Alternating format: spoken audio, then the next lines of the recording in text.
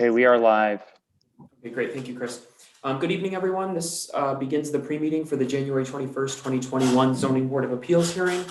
Pre-meeting is a time where board members ask questions of staff. If there are any questions on any of the applications, there is no participation from applicants or from members of the public. That will all be during the actual hearing portion, which begins at 6 p.m. Everyone is welcome to listen in, of course, that is on the call. So we will get started. First, I'm going to run through and I'll just ask if regarding site visits for each of the cases. So I'll start with case number 1. Did any of the board members present? Actually, no, let me skip and start with 2. I just realized we'll start with 2.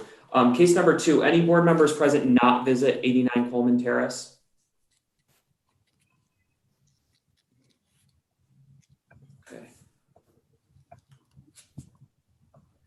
Case number 3, any board members present not visit 184 Melville Street? Me. Okay, everyone else visited 184 Melville. Case number 4, 539 Oxford Street, any board members present not visit the site?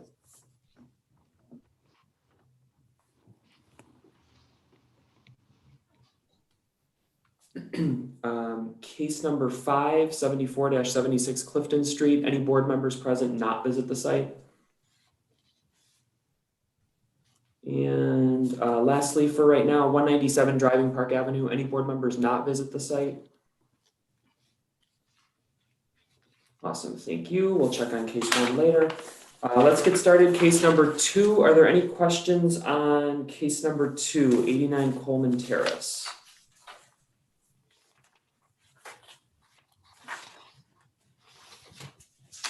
Oh, you know what, Matt? In our training, Tyrese had mentioned, going behind, backyards of buildings and whatnot. So, and you were going to, I guess at some point check on that from, people who file cases. So what I was wondering, and this is a good example, is there any way that participants can take a photo of the area? The applicants provide current photos of specific areas that are involved in the case, because we're not supposed to go in the backyards. I mean, maybe some do, but I don't. And this is I can answer that question. We can address that at a later date. Obviously, I can't solve that here, but yes, absolutely. No. Future I cases. just wanted to bring it up if they could at least take photos. Yeah, absolutely. It's a good point, and I'll address that with applicants. Okay, thank you. You're welcome. Yeah, Matt, Joe? so typically your staff reports will identify the variance requested. This is just expansion of non-conforming use? That's correct. Yes, that's exactly right. The property was there's no lot coverage. correct. There's no lot coverage or anything like that. It's just strictly the expansion. Correct. Okay. That's a good question. So property was constructed is a single family, later converted to a 2, so it's non-conforming because it couldn't be constructed that way today. So yeah, the request is the non-conforming. Any questions on case number 3, 184 Melville Street? Yes, I do have one, Matt. No. The current property doesn't have as far as I know, a legal driveway unless it's been done before.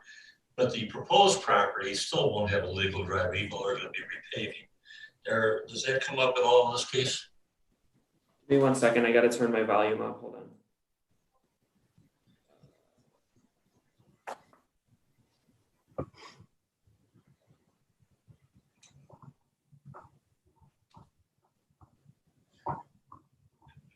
So the proposed. Oh, I see what you're saying. So you're probably looking at the right side of the property. So this property's driveway is on the left side. I am looking at the left side.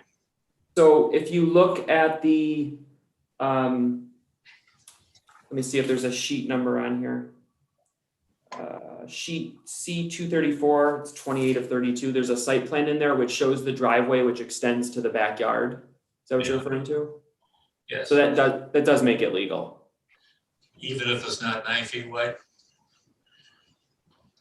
Oh, I see what you're saying because of the width. Yeah, so the way the driveway works, the code doesn't have a minimum width.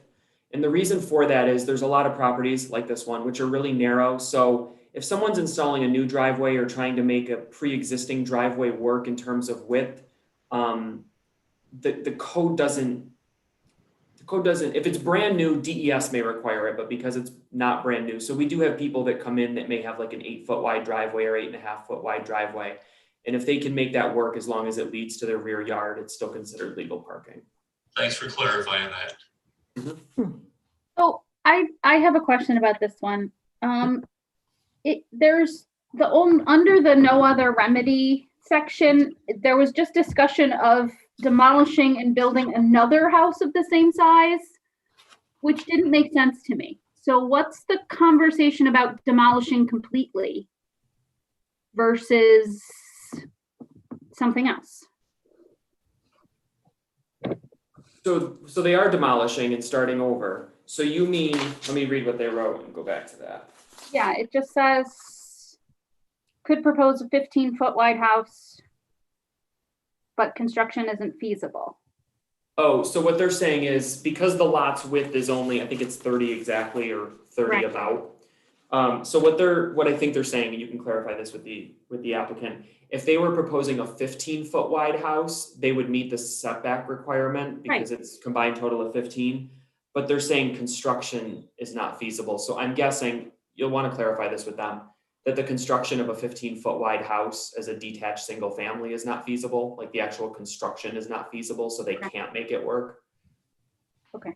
But you can certainly clarify that. Yeah. Yeah, 30 exactly.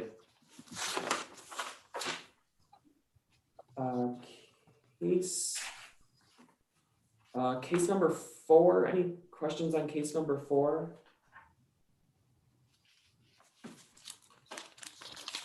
This property kind of been used for the same thing for a very, very long time. And so now the current owner is trying to repurpose the first floor, so. Do we know if the second floor is currently rented as apartments? Because the application sounded like it was, but then it indicated there was some construction, and then the letter we got later made it sound like it wasn't. I would check with the applicant because I want to hear that on the record. I think the answer to the question is the previous owners, before this person purchased it, may not have been using it exactly for what it was legal for. So, it's legal to be 3 bedrooms. I don't know if or not 3 bedrooms, 3 units. Maybe they weren't renting them out all the time. I don't know. Okay. So it's, certainly a significant change to people that live there. But yeah, certainly a good question for the applicant. And I am confused about the number of parking spaces. Okay, what's the question? Well, it says the requirement is met. You need 3 spaces for what they're proposing to do, but what about the existing units? They're not under consideration. So the way this works is this. The existing ones are already legal. They got there when the use was legalized as 3 apartments in whatever year that occurred. I think this was back in the 40s. So because of the applicability section of our code, we don't make people reprove you're allowed to use a pre-existing deficiency. So because there's no changes proposed to that portion, and then on the first floor, because the funeral home had such a higher parking requirement, regardless of any private, agreements that they may have had with area churches or what have you, it got there legally somehow. And so that pre-existing deficiency, meaning the new requirement is so much less than what was previously there. But to your question about the second floor, is there's no changes being proposed. It's not taken under consideration. Which is why they're good as far as that goes. Say that again? Oh. Which is why they're good as far as the write-up Yeah, goes. correct. Yeah. Thanks. You could certainly ask, it may be a good question to ask the applicant what his plan is for renting out parking. I mean, there's certainly 3 spaces there. It looks like there's a car parked in front of one of the stalls. So I don't know if each, 3 of the units get 2 spaces or what have you, but Definitely a good question for the applicant. Case number 5, 74-76 Clifton Street. Any questions on this one?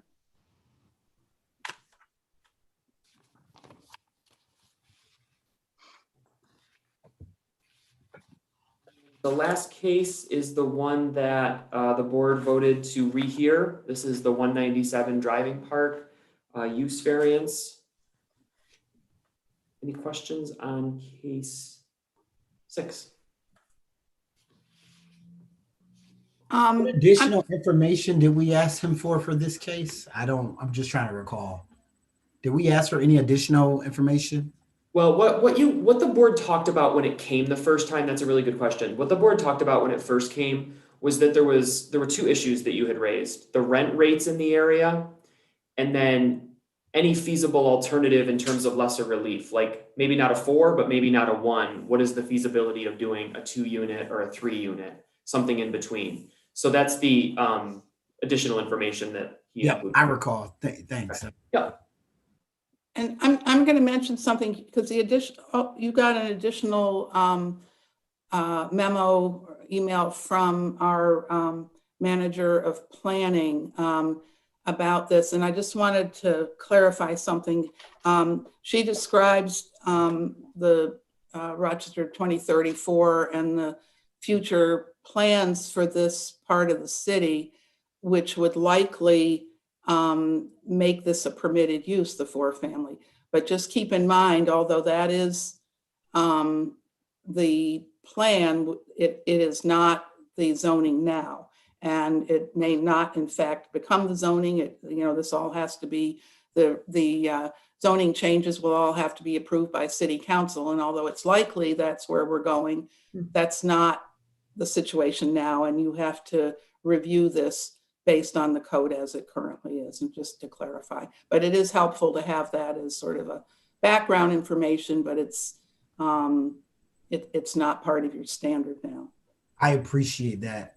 Because it Yeah, seems it's a like little we get a lot of applications that say, well, 2034. I'm like, yeah, that's a cop. Yeah, and that's coming up a lot, and it's it's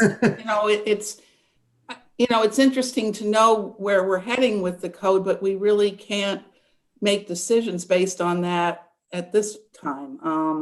So yeah, I understand it's gives you a little bit of context, but it's not really something that you can use as a standard for approving or denying at this point.